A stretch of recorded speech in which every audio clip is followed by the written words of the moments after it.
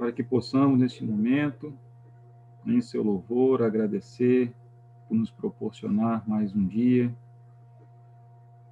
de vida, mais um dia que possamos nos encontrarmos, podermos matar as saudades e podermos estarmos todos aqui para mais uma noite de estudo, de conhecimento. Peço que o Mestre Jesus visite cada lar neste momento, dos irmãos que estão aqui conectados conosco, que cure nossas almas, que aliviem nossas dores, que visite a cada um, que abençoe, que cure a nós, as pessoas de nossa família que possam estar enfermos, que o Senhor, o médico dos médicos, possa levar a todos nós o auxílio que necessitamos e que merecemos nesta noite. Peço a Ti, Mestre Jesus, que abençoe o palestrante, que abençoe toda a equipe de trabalho, para que possamos, nesta noite, sermos capazes de conseguir trazer uma palavra de esperança, uma palavra de conforto, uma palavra de instrução a todos que necessitam. Fique conosco, Mestre, e temos a certeza de que o Senhor nunca nos abandona, hoje e sempre, que assim seja. Que assim seja.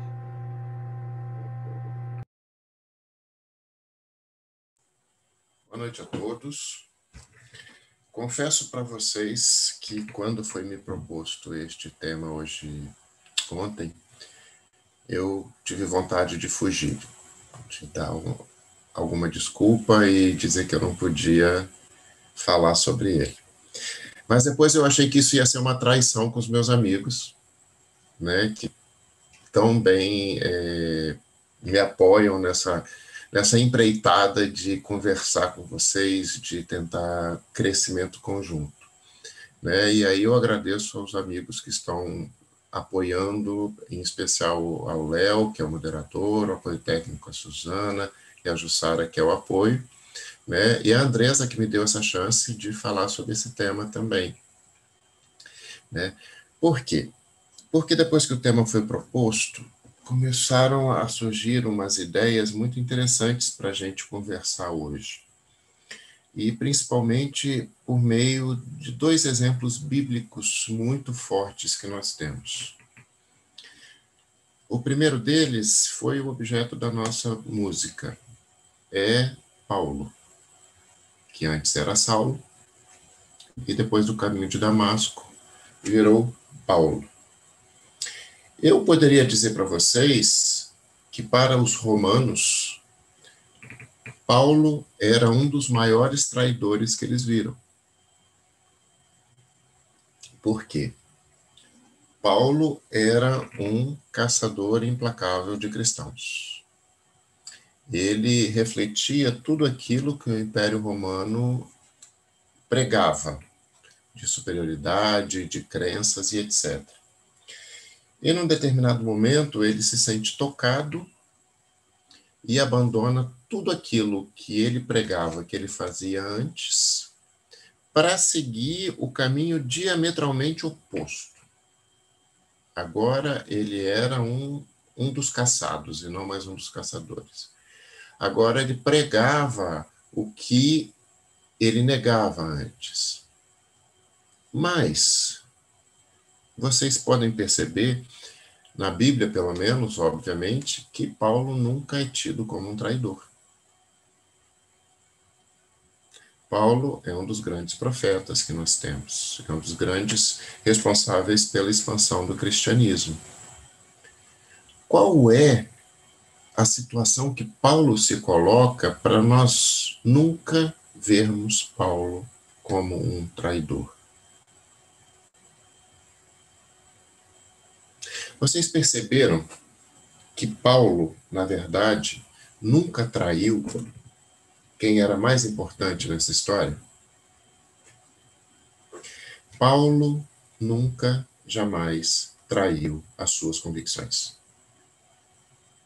E lutou por elas de todas as formas que ele podia lutar. Nunca negou as suas convicções. Ele sempre estava de frente para as suas convicções. né? Enquanto ele era romano, e assim ele acreditava que estava certo, ele era um caçador implacável de cristãos.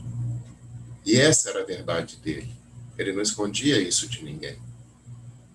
No momento em que ele entende de outra forma, ele passa a pregar a doutrina de Jesus. Ele passa a ser um dos primeiros cristãos que propagam as ideias de Jesus. Alguém pode chamar Paulo de traidor em algum momento? Não. Porque simplesmente ele nunca se comprometeu com algo diferente do que ele fez. No momento em que ele foi tocado, ele disse simplesmente, olha, não caço mais cristãos, agora eu sou um expansor do cristianismo. Ele foi caçado por isso e ele foi morto por isso. Mas ele nunca negou as suas verdades. Então, como falar de traição numa situação dessa? E aí nós começamos a pensar a nossa ideia de traição e do peso da traição, que é o nosso tema de hoje. O que é traição para nós? Se eu for ao dicionário, eu posso falar o seguinte para vocês. Traição é substantivo feminino que remete para o ato de trair e significa uma falta de lealdade, quebra de fidelidade e confiança. Em outras palavras, traição é eu combinar alguma coisa e não cumprir.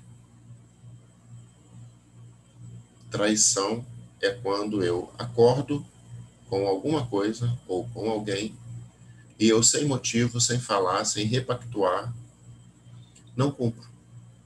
Simples assim. Como no exemplo de Paulo, eu posso, a todo momento, repactuar as minhas condições e os meus acordos. E isso não será traição. Por quê? Eu não deixei de ser claro. Eu não deixei de cumprir com aquilo que eu tinha acordado, mesmo que o cumprimento daquilo fosse dizer que eu não vou mais cumprir. E por que eu não vou cumprir? O peso da traição vem quando eu, sem repactuar e sem assumir as minhas novas situações, pretendo fazer de forma diferente do que eu tinha combinado. Ou, o que é mais grave, eu traio a mim mesmo por não estar de acordo com o que eu sinto, com o que eu penso, com o que eu faço, com o que eu acredito. Gandhi já dizia que a verdadeira felicidade está em você fazer, pensar e falar aquilo que está em consonância com você. Tudo aquilo que extrapola esse limite seria uma traição. E aí a gente pode pensar que a maior traição é a traição própria. É quando você nega a você mesmo os acordos que você fez na vida, com você mesmo. Quando você deixa de se ouvir e você não vive segundo aquilo que você acredita. Aí sim, você está se traindo. E por conta dessa situação, eu gostaria de pensar o nosso segundo exemplo bíblico. Esse é muito emblemático. Eu estou falando de Judas.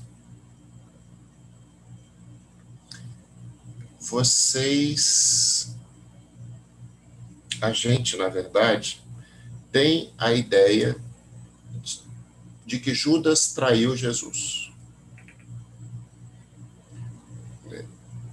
Mas a gente estudando um pouco mais e se aprofundando um pouco mais, a gente percebe que haveria como se cumprir as Escrituras se não tivesse um personagem que entregasse Jesus para os romanos ou para julgamento.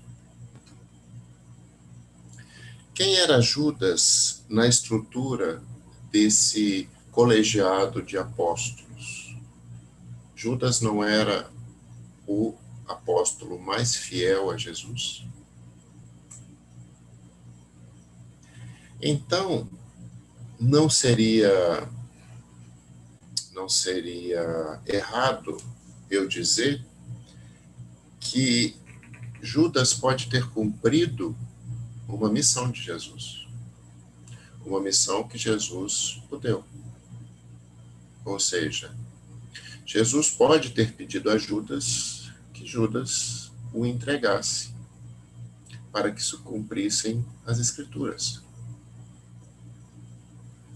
E aí Judas, obediente e fiel que era, entrega Jesus aos romanos. Notem que o gesto que Judas faz, Judas beija Jesus para entregá-lo. Se Judas não tivesse um amor muito grande por Jesus, era mais fácil ele apontar, não era? Ah, é aquele que está lá de túnica assim, assim, assim, você vai lá. Mas será que com esse beijo, Judas não está falando para Jesus que cumpriu a missão que lhe tinha sido dada?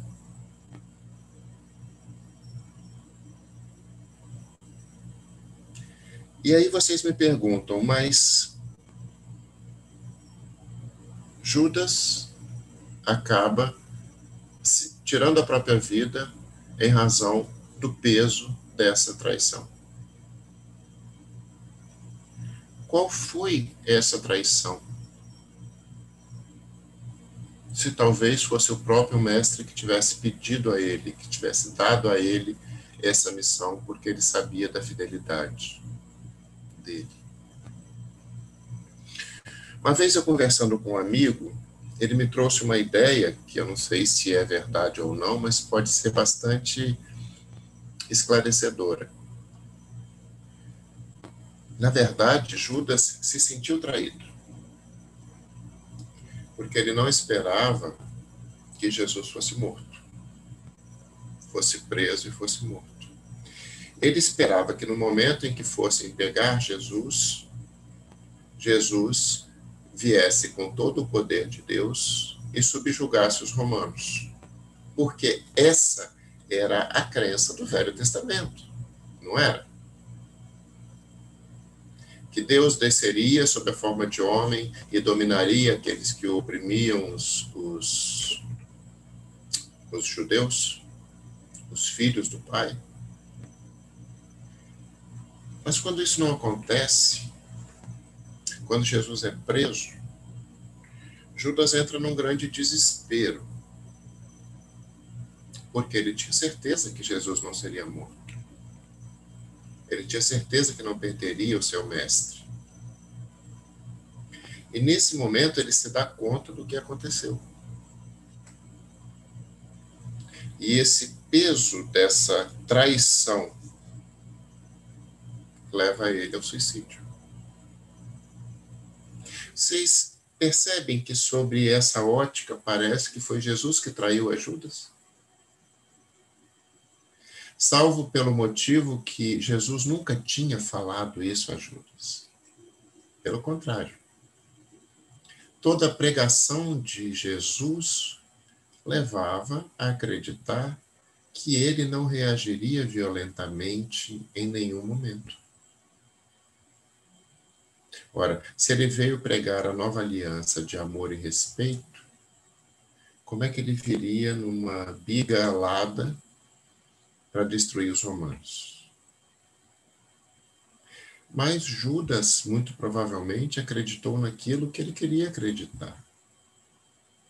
E quando ele viu que aquilo que ele queria acreditar não se confirmou, ele entrou em desespero.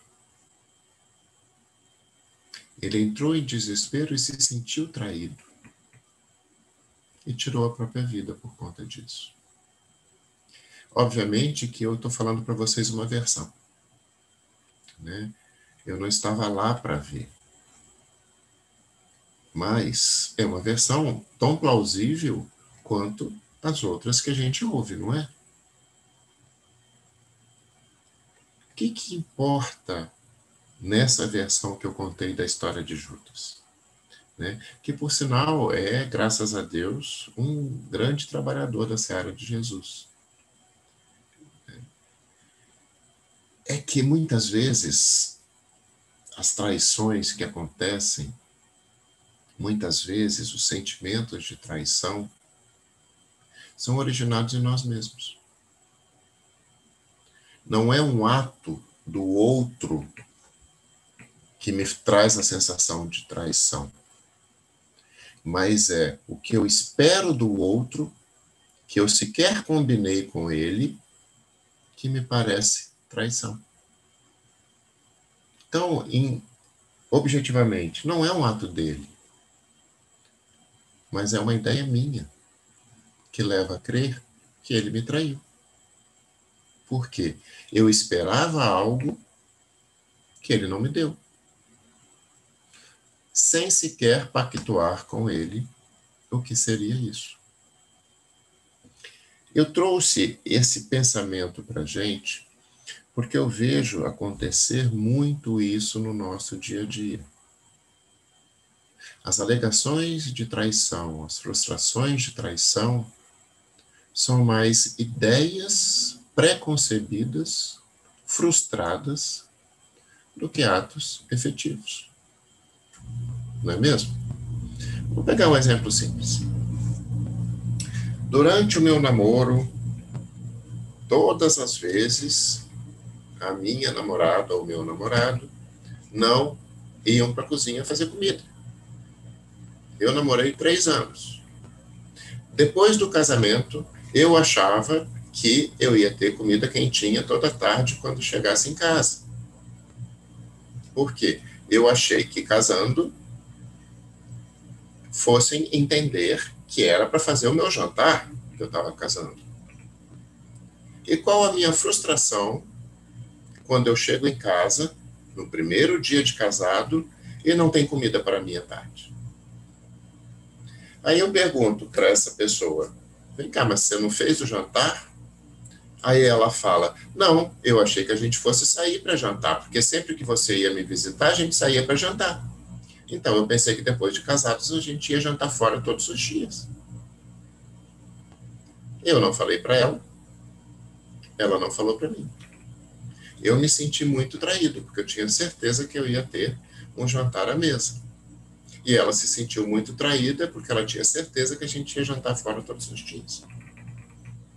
Olha que exemplo singelo, mas que nos traz a exata dimensão dessas frustrações de traição que nós vivemos todos os dias.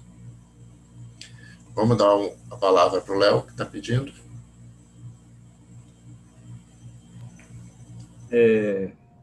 Não, eu tenho 2 considerações, né? Uma é o seguinte, a gente sempre, como tem lá no mandamento, não cometerás adultério, e a pessoa escreveu que a gente sempre liga, né, isso a um relacionamento com o outro, a um casamento, esse pacto, né? E a pessoa escreveu da forma seguinte, que essa visão conceitual que você nos trouxe agora, a gente pode dizer, como você disse, né, muitas vezes a traição é porque muitas vezes nós nos casamos com os nossos ideais, a gente nos casa com as nossas ideias, e quantas vezes esse casamento a gente deixa, né? Então, a pessoa assim, muitas vezes a gente bota a meta, por exemplo, de vou acordar amanhã e vou caminhar. Eu casei com essa ideia, formulei a ideia, criei uma expectativa, chego no outro dia, eu faço o quê? Não vou. Então, eu estou traindo a eu mesmo. Não foi isso que você, mais ou menos isso que você... Desde que de manhã, quando eu acorde, eu fale assim, bom, eu não vou caminhar hoje, porque eu estou muito satisfeito de ficar na minha caminha quentinha e não vou me sentir traído por isso. A traição acontece quando eu fico na minha caminha quentinha falando, nossa, eu tinha que ter ido caminhar. Nossa, eu planejei de ir caminhar e não fui. Porque eu posso mudar de ideia, Léo. Quando eu mudo de ideia e eu sou sincero comigo e com quem está envolvido na história, eu não posso chamar de traição. É só a gente ver o exemplo de Paulo. Quer mudança de ideia mais radical que a dele? Não tem. Né? Se eu pescar o exemplo de Pedro, Pedro poderia ser chamado de traidor? Pedro negou Cristo 3 vezes. Numa noite só. Antes do galo cantar, tu me negarás 3 vezes. Mas Jesus já sabia onde é que está a traição. Jesus já conhecia Pedro. Sabia que Pedro ainda não tinha estrutura para aguentar a pressão naquele momento. Então não houve traição nenhuma. Traição seria se esperasse outra coisa e ele fizesse diferente. Pode falar.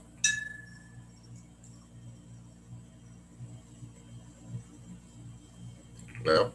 Não, você não. É porque eu estava aqui. Meu mouse parou de funcionar de tirar o mute.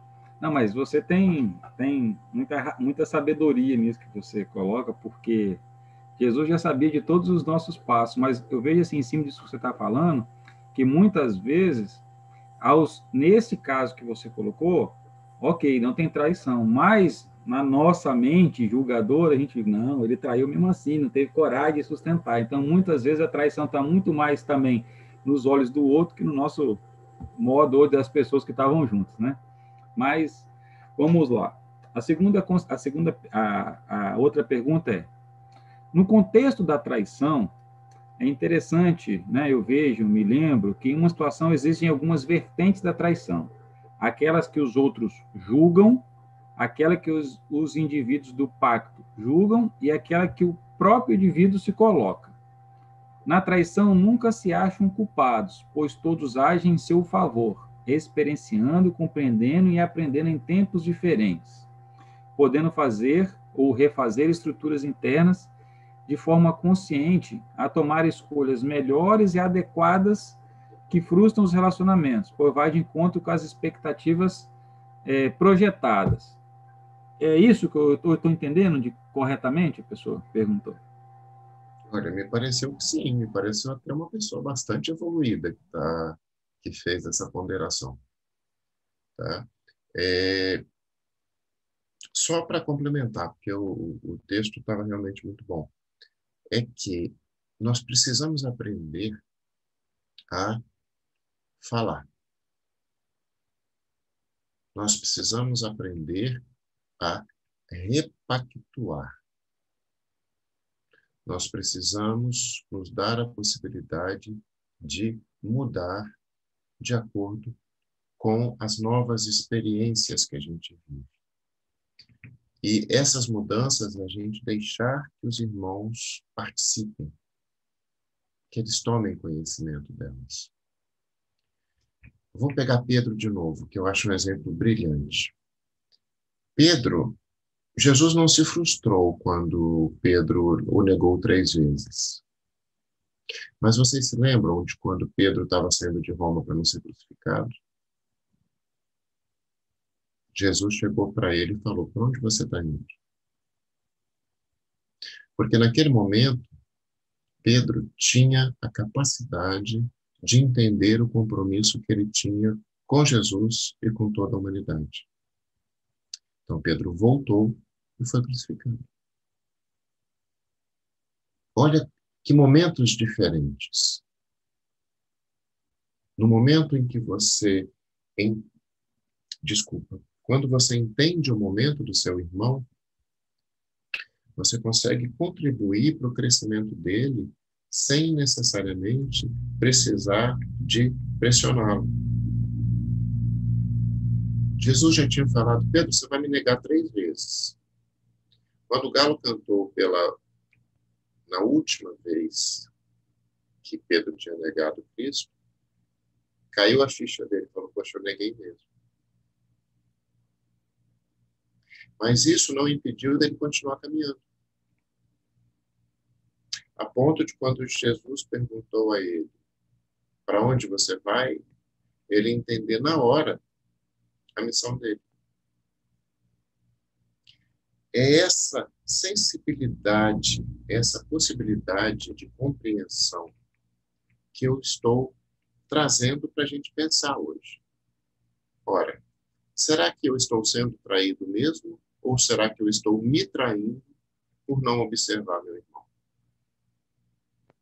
Porque as pessoas dão sinais do que elas são, de como fazem e do que são. Será que eu espero do meu irmão mais do que ele pode me dar? E por isso eu me sinto traído quando ele não me dá aquilo? Será que eu me comprometo mais comigo além dos meus limites e por isso eu sinto que eu estou me traindo? E o que isso traz para a minha vida? Né? Isso traz um peso que muitas vezes nós denominamos de culpa. E para que serve a culpa, gente? Quem responder para nada está completamente certo. Porque culpa não serve para nada. Mas é o que nós levamos quando nós sentimos o peso da traição. O que nós podemos fazer quando nós quebramos este pacto ou algum pacto com alguém? Eu não percebi e eu quebrei o pacto com a Jussara, por exemplo. Como que eu posso reagir a isso? Vou pegar uma coisa simples. Eu combinei com a Jussara de que nós dois iríamos na fraternidade no sábado e que eu a pegaria para dar uma carona para ela. No sábado, simplesmente, eu esqueço completamente do compromisso, durmo até mais tarde, a Jussara fica me esperando no ponto de ônibus. Quais são as minhas possibilidades frente a isso? A primeira, fala, Jussara, você não sabe. Eu fui atacado por um bando de elefantes rosa que atravessou a minha sala e eu não pude te pegar. A segunda, Jussara, eu não consegui porque meu carro furou o pneu. E a terceira, Jussara, eu dormi demais, você me desculpa, eu não consegui cumprir o que a gente tinha acordado.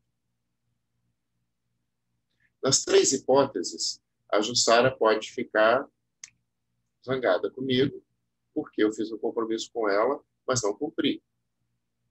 Na primeira hipótese, ela vai saber que é mentira, então ela vai perder a confiança em mim. Na segunda hipótese, ela vai ficar em dúvida se era mentira ou não, então pode ser que ela me dê ainda uma chance. E na terceira hipótese, a nossa relação de fidelidade, isso quer dizer de confiança, está intacta. Ela pode não mais ter confiança de que eu vou dar carona para ela, mas ela tem confiança no que eu falar vai ser verdade. E aí nós temos a porta aberta para continuar construindo a nossa relação. Ela não se sentiu traída nessa última hipótese. Ela se sentiu esquecida, mas traída não. Por quê? Porque ela soube exatamente o que aconteceu. Léo.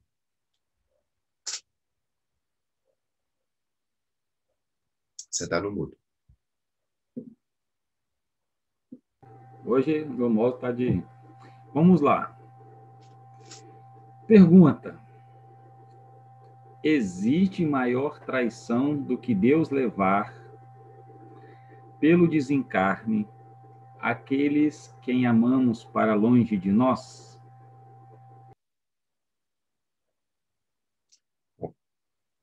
Essa pergunta eu posso responder de uma forma muito direta, mas eu vou tentar não ser tão direto. Gente, Deus não leva ninguém para longe de nós. As nossas histórias de vida são construídas por nós mesmos e por necessidades de cada um dos participantes. Se a pessoa desencarnou, é porque era o mais adequado para o crescimento dela. E se você não desencarnou junto, é porque é o mais adequado para o seu crescimento. Ficar achando que é traição de Deus pode levar você a não aproveitar a chance de crescimento. Tá? Primeiro, Deus nunca te prometeu que você ia ficar a sua vida inteira com a pessoa que você escolhesse. Isso foi uma construção sua durante todas as suas vidas e nessa vida, e muito provavelmente um pensamento que você teve, que você acreditou que seria assim, mas que ninguém combinou com você que seria assim. Então, desculpem a minha franqueza. Não vamos atribuir a Deus esse tipo de coisa. Tá? Tudo que nós vivemos na Terra são construções nossas, por atos nossos e a pedidos nossos. Tá? Se eu não estou mais com a pessoa que eu amo, eu posso agradecer o tempo em que eu vivi com ela e continuar minha caminhada. Ou eu posso me sentir traído e ficar parado, e aí eu vou me distanciando cada vez mais dessa pessoa. Porque se ela continuou o caminhar dela e eu não continuo o meu, energeticamente vai ser muito mais difícil da gente se encontrar em outros momentos. Tá? Não sei se eu respondi. Não sei se a pessoa se sentiu traída com a resposta. Mas é efetivamente o que eu penso. Bom, isso aí. Então vamos para a próxima. Existe outra traição tamanha de Deus, quando ele não permite que um casal consiga ter filhos, vivenciando inúmeros abortos espontâneos?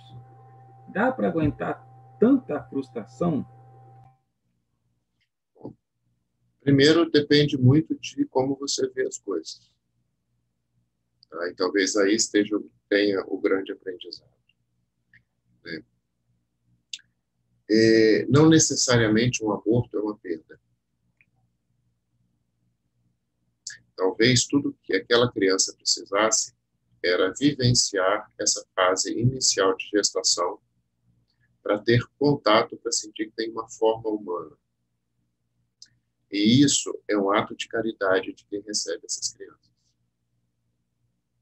Tá? Muito provavelmente, essa situação toda foi planejada para ser vivida dessa forma. Mas não foi planejada como dor, foi planejada como amor.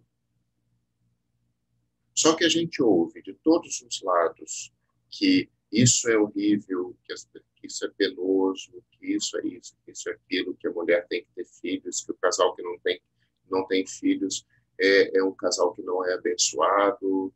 Não tem nada disso. Todos nós somos abençoados no amor de Deus. E se por algum motivo um casal não pode ter filhos, ele pode ter filhos. Vocês me entenderam? Nós não precisamos mais de relações consanguíneas para amar, gente. Se por algum motivo eu não posso ter filhos biológicos, talvez seja porque eu tenho que experimentar ampliar meu amor para aqueles que não são biológicos, mas que são também meus filhos. Se eu posso fazer a caridade de receber uma criança que talvez não se desenvolva a contento ou não venha a nascer, é porque eu tenho muito amor para dar, para aceitar que tem espíritos que não vão conseguir se desenvolver até o nascimento, mas que precisam desse estágio para continuar o crescimento deles. Se nós vermos a vida com amor, que é o mandamento de Deus, nós não vamos nos sentir traídos. Por quê? Ninguém nunca combinou que seria diferente. Nós que pensamos que seria diferente. E colocaram na nossa cabeça que para você ser feliz, para que você ser pleno, para que Deus te ame, tem que ser assim, assim, assim, assim. Não é. Deus nos prometeu uma chance de crescimento. E está nos dando essa chance de crescimento. Só que essa chance de crescimento não é aquele livro encantado que eu fiz para mim. Lembrem-se, ninguém cresce se não tiver dificuldades. A dificuldade faz parte do crescimento. Não se sintam traídos se vocês têm dificuldades na vida. Se sintam agraciados pela possibilidade de crescimento. O que Deus nos prometeu foi isso. E Ele cumpre. Quem faz as condições, quem faz as formas, somos nós com as nossas vivências.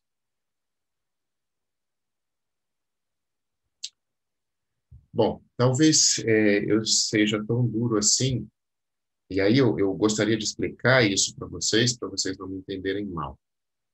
Tá? Eu era uma pessoa que lamentava por tudo.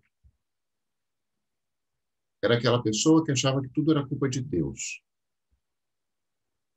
E eu só consegui começar a andar quando eu vi que tudo é uma oportunidade que Deus nos dá. E demorei, viu? Demorei. Então é por isso que eu não aceito mais, isso é uma coisa minha, tá? Posso estar errado, mas eu não aceito mais essa posição. Eu aceito que a gente agradeça as oportunidades. Deus não nos trai nunca. Nós é que nos traímos. Vamos lá, meu moderador. Vamos lá. Próxima pergunta. Qual a correlação entre traição e fidelidade? Ou traição infiel, fidelidade? Fidelidade vem da palavra fidúcia. Fidúcia vem de você acreditar ou de você pactuar alguma coisa. Então, traição está diretamente ligado a o que você combinou. Se o que você combinou não é cumprido, você foi traído. Nossa grande dificuldade é saber exatamente o que nós combinamos. Por quê? A gente normalmente combina na nossa fantasia sem falar para o outro. Sem deixar claro isso para o outro. Sem saber se o outro quer aquilo que eu estou combinando com ele. E aí eu crio um ambiente perfeito para traição. Eu posso falar de que um muçulmano que tenha 4 esposas comete adultério? Não. A situação está plenamente clara para todo mundo. Não é mesmo? Tinha um personagem brasileiro que morreu, que era um cantor de funk ou de rap. Eu acho que ele tinha 12 esposas. E todas elas sabiam das outras e conviviam muito bem entre elas. Existiu infidelidade? Não. Estava todo mundo de acordo. A fidúcia foi mantida. Isso quer dizer acreditar no que você combinou, cumprir o que você combinou. Quando você rompe a fidúcia, é que não existe, é que existe a traição. Léo, vou deixar a Jussara falar primeiro, que ela é o apoio. Essa mãozinha sua está tão transparente que eu quase não vi, Ju. Vou melhorar. Eu gostaria que, nesse caso citado anteriormente, você falasse mais em que momento a pessoa se sentiu traída, visto que ela tem uma expectativa, né, uma expectativa muito grande naquilo que ela é, né? No caso da mãe, da mãe que aborta os filhos, né? É uma expectativa grande que ela tem para que Deus tenha castigado, assim, ela quer ser, ela se vê preterida, né? Escolhida de Deus para ser feliz. Eu queria que você falasse mais sobre esse sentimento da pessoa. Ju, é muito difícil falar especificamente sobre uma pessoa, porque a gente não conhece toda a história da pessoa. A gente não conhece todas as vidas da pessoa, né? Mas o que eu posso dizer é que a gente pode ver sempre as coisas como um ato de amor ou como um ato de castigo, de traição, principalmente de Deus. Se eu tenho a possibilidade, como eu disse, de receber crianças, né, que você falou que ela terá um aborto, mas na verdade ela não tem um aborto. Na maioria das vezes, é a criança que não consegue continuar o desenvolvimento, entendeu? Por quê? Porque o espírito não tem condições de continuar. Ele precisava só daquele momento de sentir, de começar a sentir novamente o corpo físico, mas ele não conseguiria caminhar mais. Se a pessoa consegue ver isso como um ato de amor e agradece essa possibilidade, ela foi mãe várias vezes, sabe? Ela foi a mãe necessária para aquelas crianças que não tinham a possibilidade de nascer, mas que muito poucas outras mulheres aceitaram receber. Pela minha visão, essa pessoa é uma pessoa muito abençoada, porque ela tem grandeza e amor suficiente para viver essa experiência. Tá? Obviamente que para a pessoa que vive essa experiência pode ser muito difícil, porque ela não tem essa visão que eu tenho. Ela pode ter a visão de que ela está sendo castigada por Deus, ou por quem quer que seja, ou que ela fez alguma coisa errada, né? Eu só queria que essa pessoa pensasse em aliviar o coração para sentir que todas essas situações que ela passou foram atos de extremo amor. E todas essas crianças estão muito agradecidas a ela por essa chance. E se ela quiser, ou por algum motivo, continuar sem poder gerar uma criança até nascer e cuidar da criança, ela pode sim ter filhos. Tem muitas crianças que precisam de amor e talvez tenha uma que tenha essa relação de amor com ela. Né? Mas como eu te falei, longe de mim querer dizer que é assim ou assado para alguém, porque nós todos temos histórias diferentes. Como eu falei para vocês, até um tempo atrás, eu achava que tudo era castigo de Deus. Até o momento em que eu vi que tudo era oportunidade. Mas eu precisei de um caminho longo para isso. Para aprender e ver dessa forma. E todos nós temos esse direito. Esse direito Deus garante para nós. Sabe? Vocês podem se sentir traídos se Deus não der a chance de vocês crescerem. Porque essa foi a proposta explícita dele para nós. Meus filhos, vocês vão ter todas as oportunidades possíveis de crescer moralmente. Tá? Ele nunca falou para a gente, olha, vocês vão ficar no acolchoado, ouvindo arpinha, né? Todos em festa de anjos.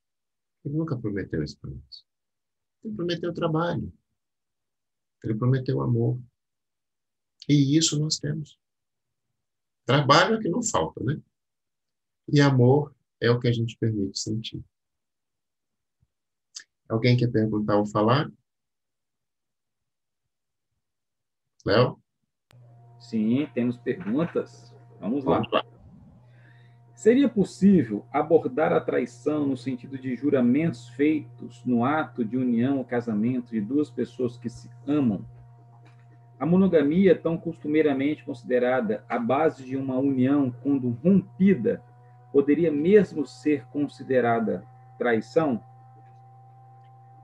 Repete essa última parte, por favor. A monogamia.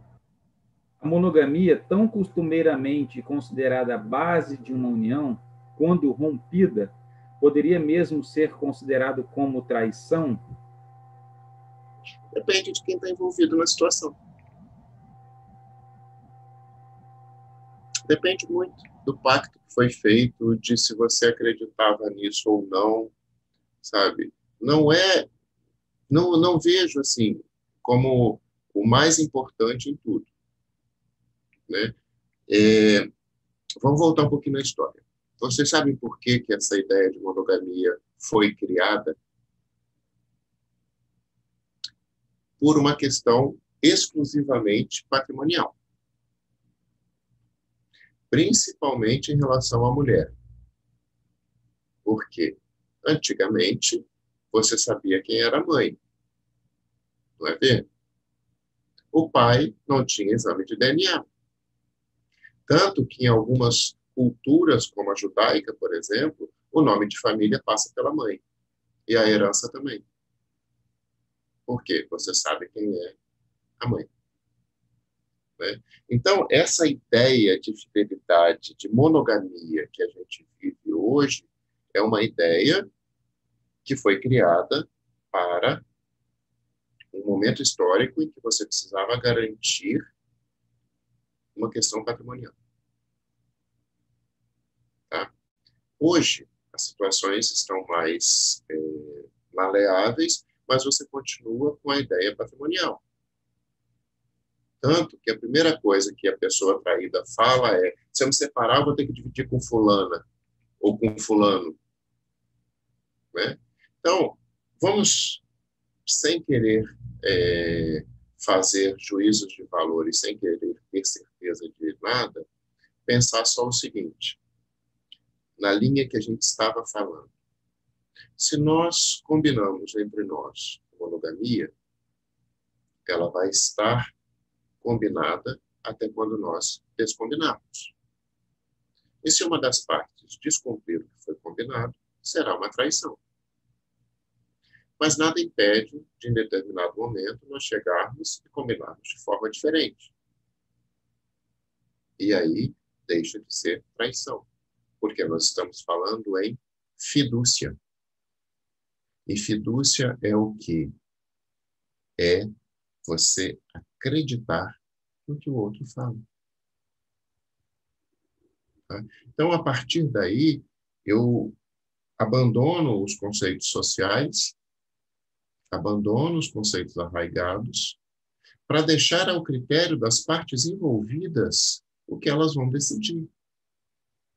E a partir daí, respeitando os mandamentos de Deus, que são amar a Deus sobre todas as coisas e amar ao próximo como a ti mesmo, o que for acordado é o que vai valer para aqueles que estão pactuando. Aí você pode me dizer o seguinte, olha, eu vou conversar com a Anne hoje, vou combinar com ela. Anne, depois daquela palestra, eu acho que eu vou combinar de eu não ser mais monogâmico, mas você continua sendo, tudo bem? Aí você imagina a surra que você não vai tomar, né? Porque a gente tem que estar sempre preparado para que o outro não aceite o que a gente está propondo. E aí a gente tem algumas escolhas a fazer. Uma das escolhas é, não, eu sou muito feliz com a Amy, então eu vou continuar do jeitinho que está, porque está melhor assim. A outra é, não, eu pretendo ser mais feliz de outro jeito, então eu vou combinar com a Amy uma outra estrutura familiar para nós. Mas a traição existe quando eu rompo a confiança. No dia em que eu me sentir traído na fidúcia, ou seja, você me falou uma coisa e fez outra, aí eu fui traído. Lembrem-se, eu tenho sempre que pactuar com você. Não pode ser só a minha imaginação. Tá? Porque aí eu estou me traindo. Né? Eu acho que a Jussara é a mulher da minha vida. E aí eu vou propor a Jussara casamento e etc.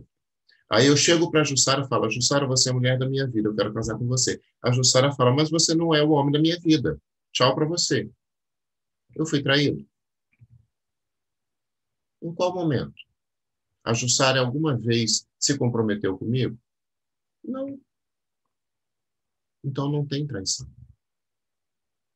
Tá? Mas alguém pode pensar o seguinte: nossa, mas eu gostava tanto da Jussara, ela me traiu por não gostar de mim.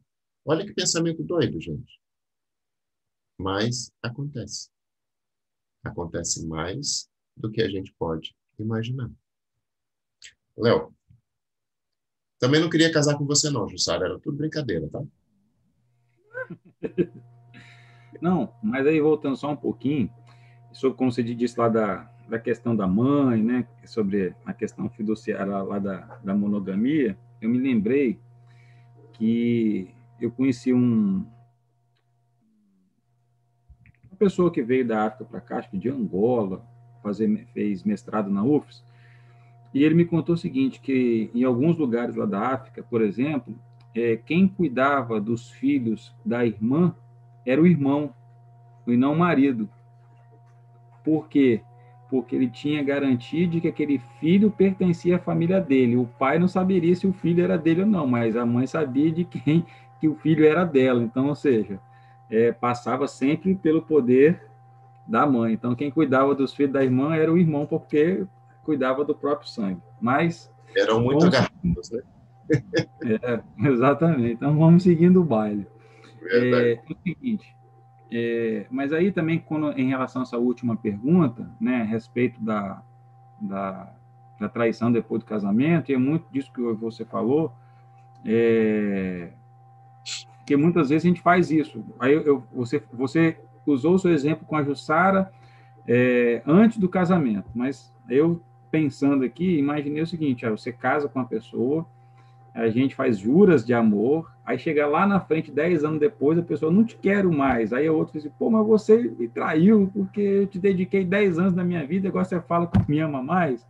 Então, muitas vezes, acho que a gente pode se sentir traído nesse aspecto. Aí essa relação é quebrada, uma parte não aceita e pode dizer com que a outra traiu porque não manteve a sua palavra que foi combinado lá atrás.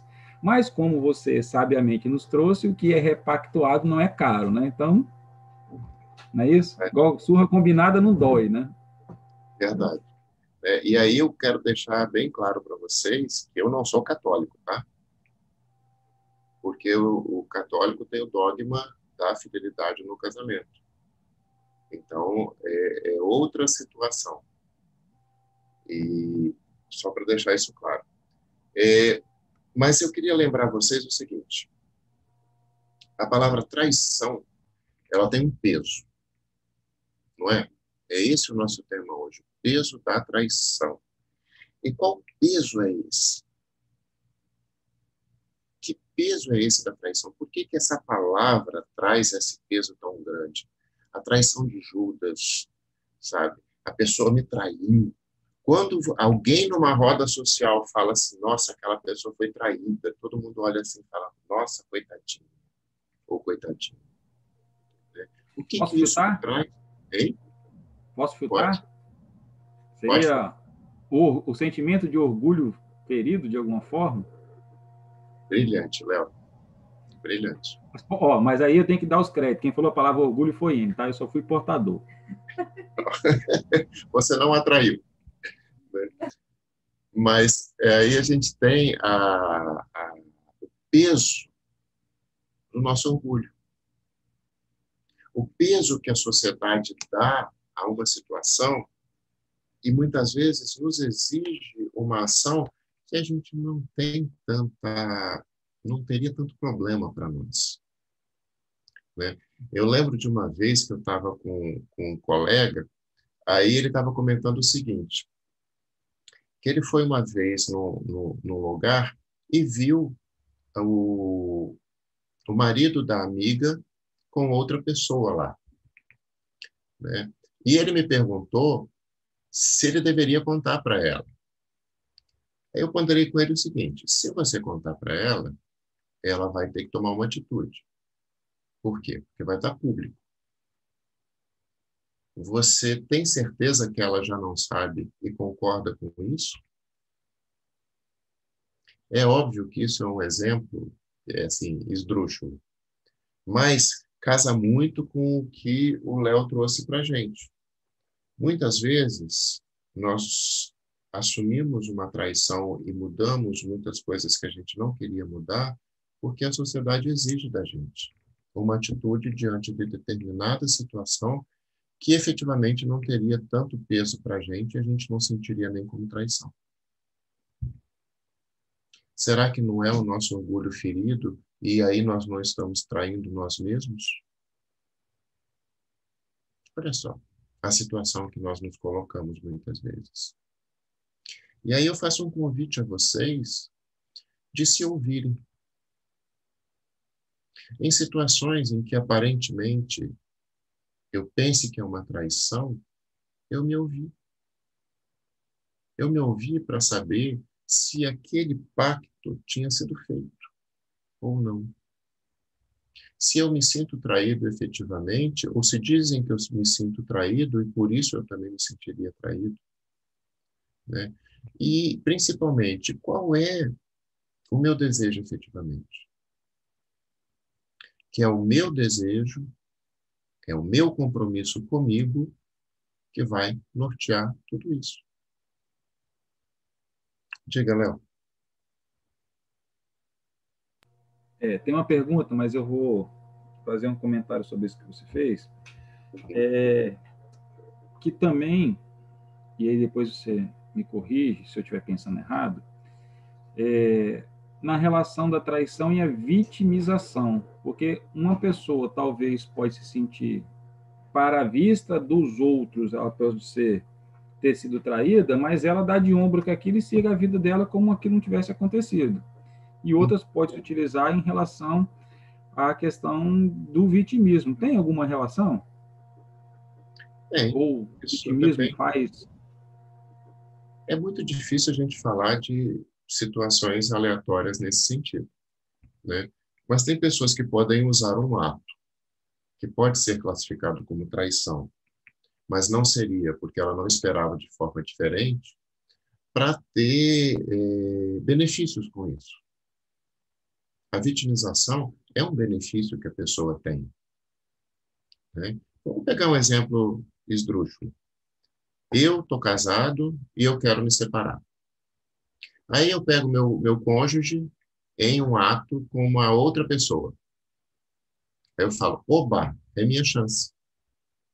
Vou acusá-lo de traição e vou chegar ao meu intento, que é o quê? Eu me separar, atribuindo a responsabilidade da separação a ele. Quem traiu quem, gente? Não fui eu que traí a fidúcia que nós tínhamos? Da forma mais traiçoeira possível. Né? Então, antes de nós julgarmos, é melhor a gente pensar exatamente o que nós estamos querendo fazer. Ter essa clareza. E a vitimização, Léo, no mais das vezes, é uma forma que a pessoa tem de se aproveitar da situação de alguma forma. Tá? Se colocar naquele lugar de coitadinho, né? Que é um lugar muito aconchegante, mas que não te leva ao crescimento.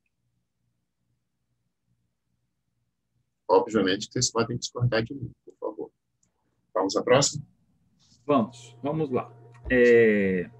Voltando na sua fala da necessidade de contrato de casamento para pactuar bens a partes, como fica aquela parte que o casamento era forma de sustentabilidade da família, uma vez que se fazia necessário, naquela época, estabilizar relacionamento de homens, mulheres e filhos? Já falou tudo na pergunta. Né? Nós vamos ter o que nós precisamos. Se hoje eu já posso trabalhar só no aspecto e no âmbito do amor, eu não preciso mais do contrato. Desse tipo de contrato. Porque meu contrato vai passar para um outro estágio. Né? Nós vivemos na nossa história aquilo que nós precisamos para aquele momento. Óbvio. É óbvio que no século passado, em que a mulher não podia sequer trabalhar fora do lar, ela tinha que ter uma segurança patrimonial, sim. E essa segurança patrimonial era dada pelo casamento.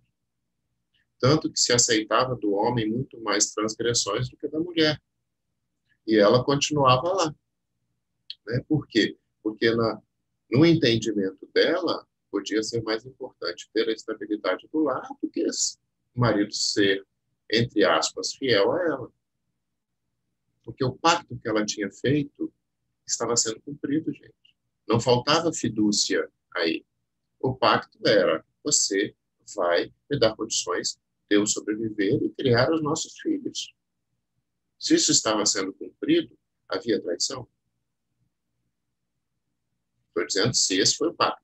Porque o pacto também podia ser: você vai me dar condições de viver, nós vamos criar uma família em amor e nós vamos mostrar a esses filhos que a nossa relação monogâmica é o melhor caminho que a gente escolhe para eles. Aí, se houvesse outra pessoa na relação sem pactuação, seria traição. Sabe? Mas o que foi pactuado? Né? E nós fazemos o que é necessário para o nosso crescimento, em cada momento da nossa vida. Sabe? Em determinados momentos da história, nós tínhamos que fazer pactos que talvez nós não quiséssemos. Hoje nós podemos escolher mais. A mulher pode continuar fazendo essa escolha? Pode. É a escolha dela, é legítimo. O homem pode fazer essa escolha? Também. Por que não? Né? Mas tudo tem que ser devidamente pactuado, para que não haja traição. Mais uma. Vamos lá. Então, a palavra traição representa uma forma engessada de fadar uma pessoa a ter ação e conduta similar durante toda a sua vida, e ela, de certa forma, dificulta entendermos que o outro, como nós mesmos aprendemos, nos melhoramos e agimos de forma diferente ao longo de toda a nossa vida. As palavras têm o peso que nós damos a elas.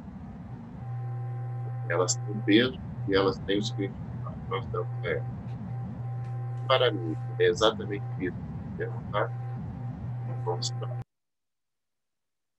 Tá? Mas se eu entender de forma diferente, será de forma diferente.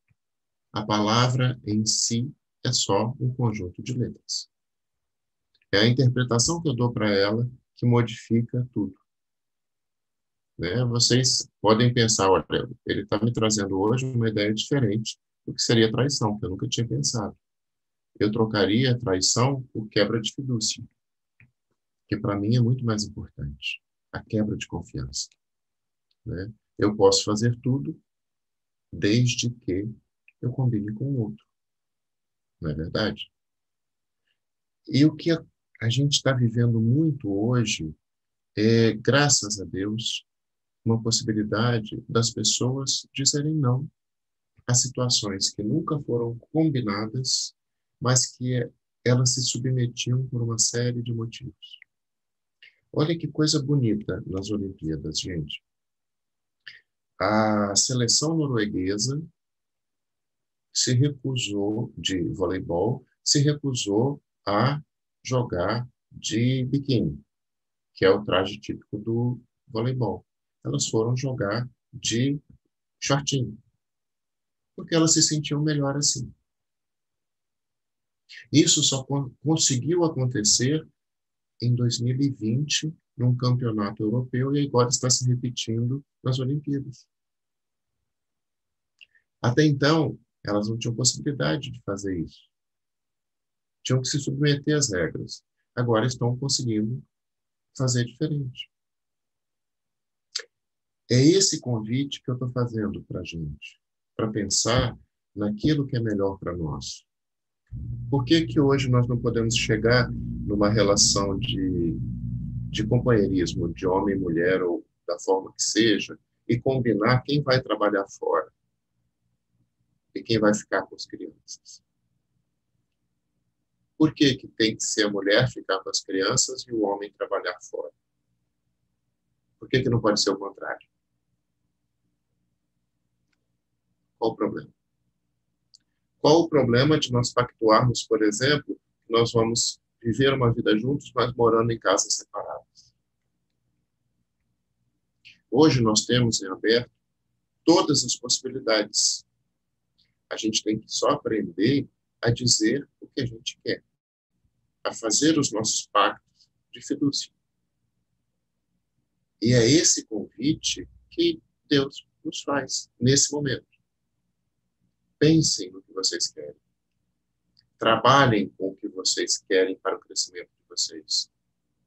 Né? Convidem aqueles afins para fazerem pactos e acordos com vocês, no sentido de vocês conseguirem realizar aquilo que vai trazer crescimento para vocês. O restante todo que a sociedade impõe para vocês não é traição, se você quebrar. Porque você nunca assumiu aquilo como seu, a não ser que você assuma naturalmente. Ju? Eu queria te perguntar, quando você falou da combinação da mulher trabalhar e o homem ficar em casa, existe, diferente da mulher, o homem não vai ter o apoio da lei, né? Isso que eu queria te perguntar. Porque mesmo que façamos a troca, eu vá trabalhar e o marido fique em casa, eu, enquanto mulher fazendo isso, eu tenho o apoio da lei caso venha acontecer algo comigo. Mas no caso do marido, você sabe me dizer se já há essa proteção caso aconteça alguma coisa? Qual o apoio da lei que você se refere? No caso de pensão, dos benefícios, né? Por exemplo, o marido não pode se aposentar como do lar, né? Nem a mulher. Não, a mulher pode, não? Desde que ela contribua. Ah, sim. O homem então, também, tudo é... contribua. Entendi. Os Havendo direitos, contribuição. Os direitos legais hoje são efetivamente iguais. A mulher e o marido têm efetivamente os mesmos direitos. Tá? Se decidir que o marido vai ficar em casa cuidando das crianças, o marido fica em casa cuidando das crianças. Se a mulher vier a falecer, o marido tem a pensão da mulher que trabalhava, da mesma forma que a mulher teria do marido. Está tão legal hoje em dia que o marido pode usar o sobrenome da mulher, se ele quiser. Tá? Vocês podem trocar sobrenomes, se vocês quiserem. Ou não precisam de usar sobrenome de ninguém. Ninguém mais precisa passar por nome de ninguém. É uma escolha própria.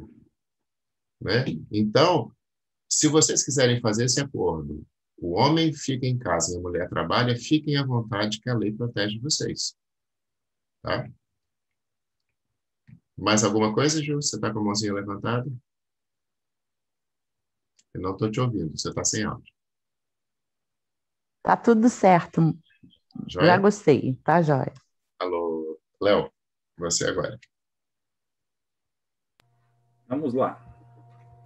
O Pai, de infinita misericórdia, não queria partir do princípio de traição, pois Ele espera que nós hajamos da melhor forma possível em busca de nos encontrarmos e percebermos que todos se melhoram a cada momento e podem cometer aos olhos dos outros e aos nossos próprios olhos a traição.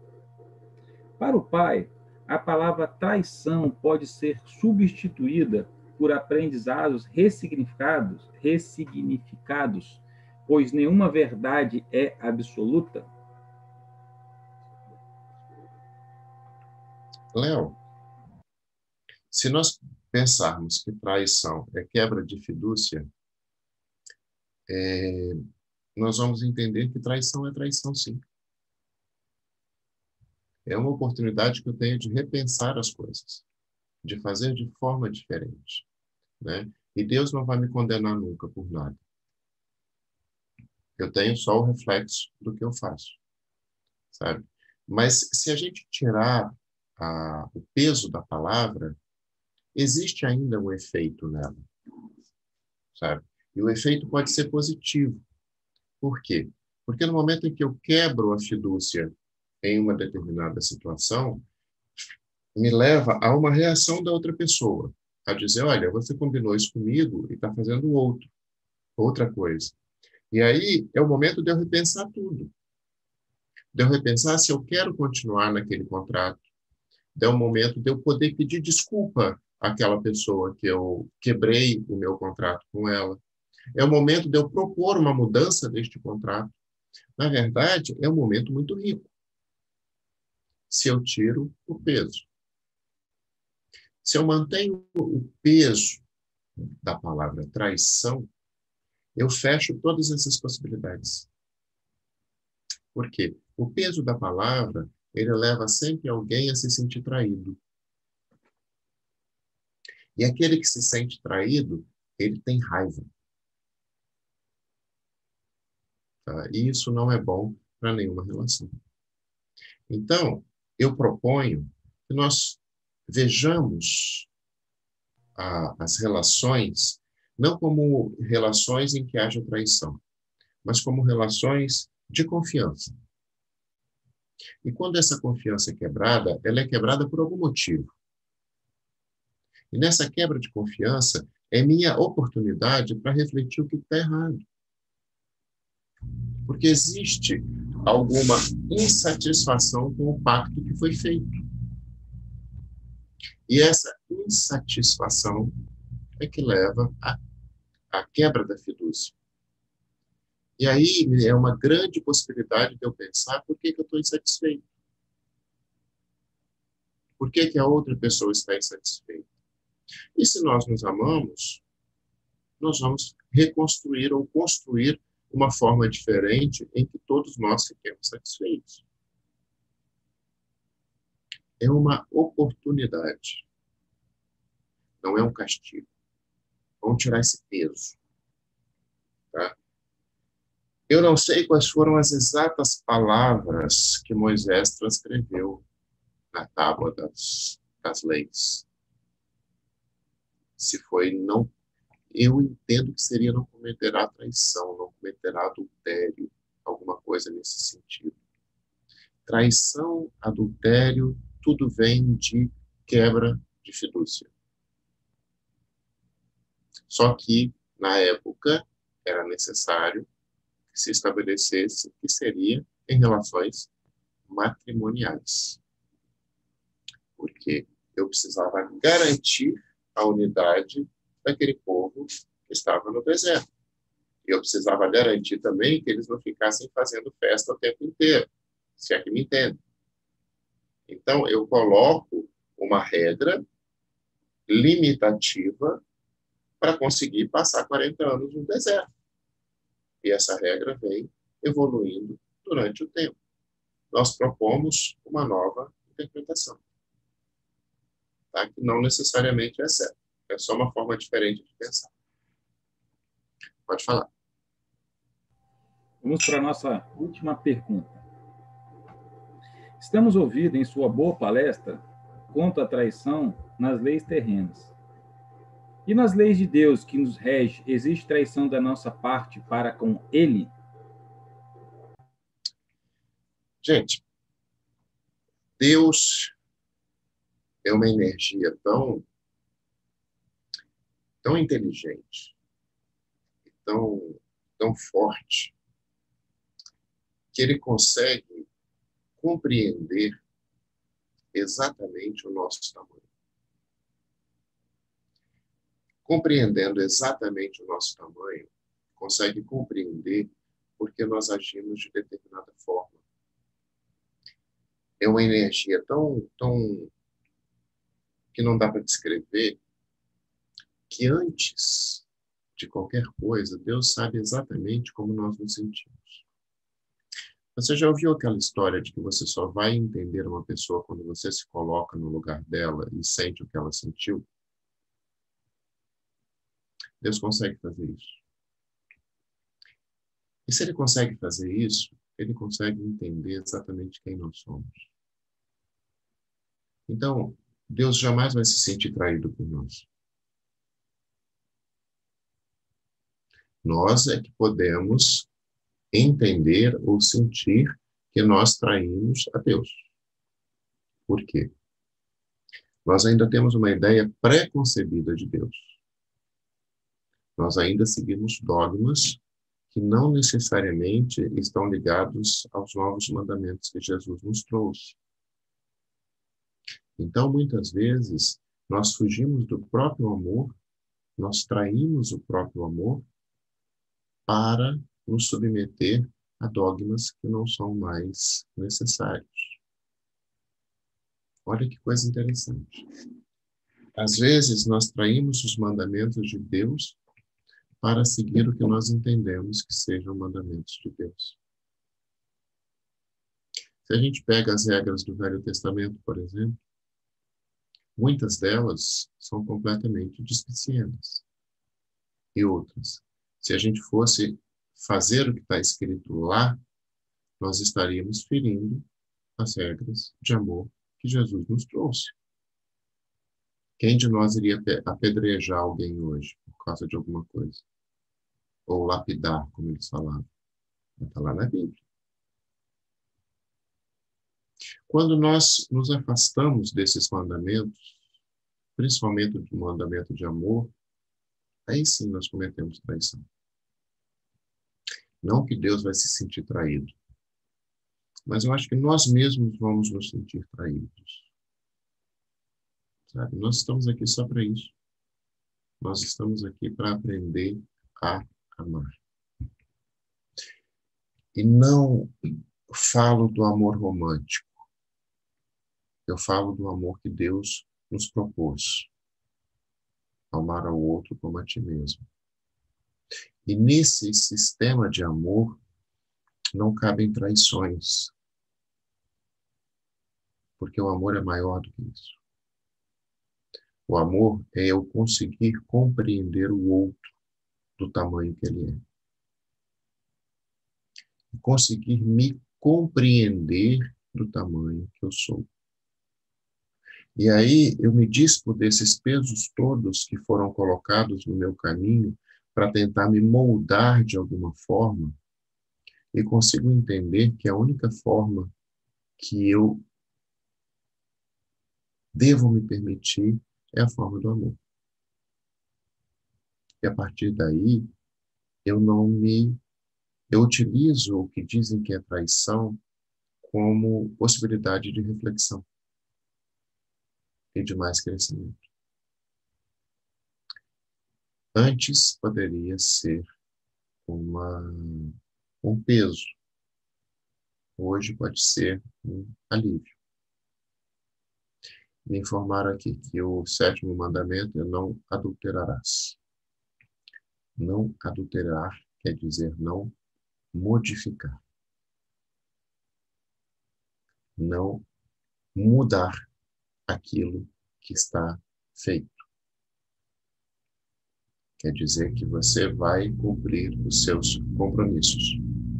Mas compromissos podem ser repactuados a cada momento. Eu proponho que nós passemos a nos ver com bondade. Nós passemos a respeitar o mandamento maior de Deus. Amar ao Pai, a nós e aos irmãos. A partir daí, o restante a gente trabalha com reflexão e com sabedoria. Ok? Alguém gostaria de falar mais alguma coisa? Sem mais perguntas. Sem mais perguntas. Sem mais perguntas. Você já pode seguir ao encerramento. Quem vai fazer a nossa oração final é o Fred. E eu gostaria de novamente agradecer a todos que estão aqui hoje por me ouvir. Tá? Não levem minhas palavras como se elas fossem certas de tudo. Minhas palavras são só palavras para vocês pensarem. A certeza, ela é de vocês. Tá? Se vocês acharem que tudo que eu falei está errado, não tem problema.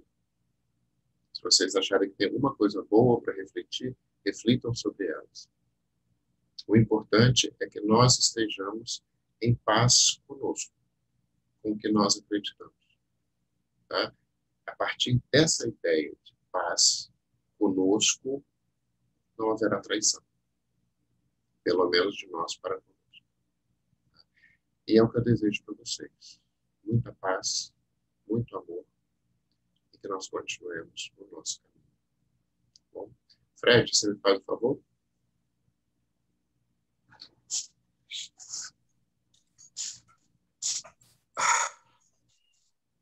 Amado Pai, agradecemos a oportunidade de escutarmos e que mesmo que não tenhamos compreendido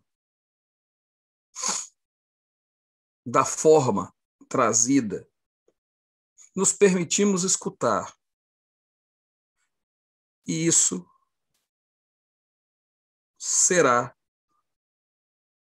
uma semente que com o tempo germinará e com muito amor, e somente o amor, como disse o nosso palestrante, não romântico, amando ao próximo como a nós mesmos, entenderemos que estamos em processo de aprendizado, de transformação, e que nunca nos esqueçamos de que uma boa conversa preserva as nossas relações com o próximo, conosco mesmos e até com Deus. E essa boa conversa deixa claro como estamos e para onde estamos indo, evitando as quebras de pactos. E que, se isso aconteça, Pai, que seja conversado para que guardemos o mínimo possível de um peso que incide sobre nós mesmos. A caminhada é contínua, a caminhada é longa, e que possamos nos abrir para o que chega e que raciocinemos. Pai, muito obrigado pelas palavras do palestrante, muito obrigado pela atenção de todos, muito obrigado por esse tempo precioso que nos faz pensar. Mãe Maria, nos acolha, Mestre Jesus, esteja sempre conosco, e Deus Pai, todo Criador, que nos permite o que temos e aquilo que ainda teremos, esteja sempre nas nossas vidas. Que assim seja.